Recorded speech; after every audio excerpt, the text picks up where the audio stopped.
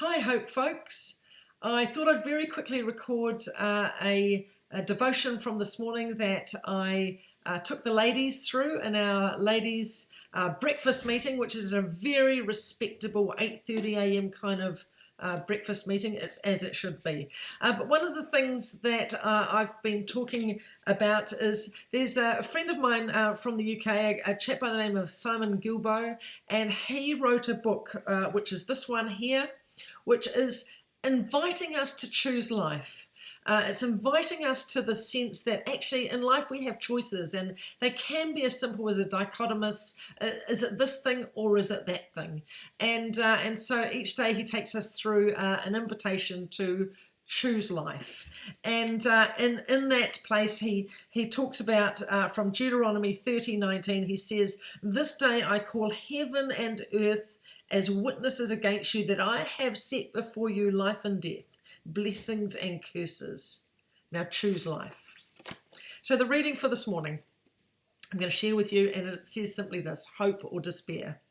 From Isaiah 40, verse 31, "Those who hope in the Lord will renew their strength."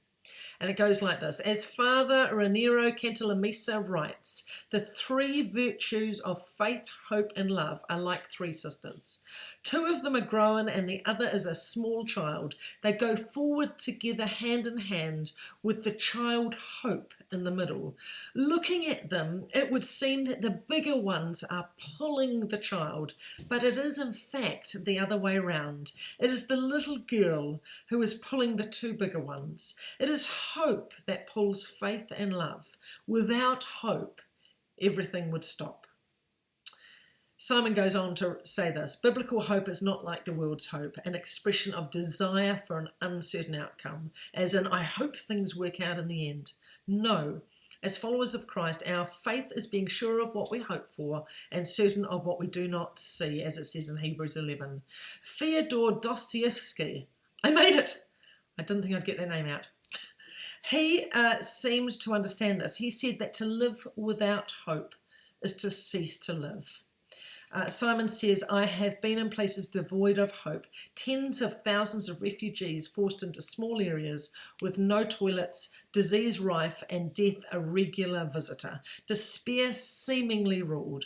And yet one old man in his 70s who'd witnessed his wife and kids hacked to death and his house burned down was able to declare, despite losing everything, I never realized that Jesus was all I needed until Jesus was all I had.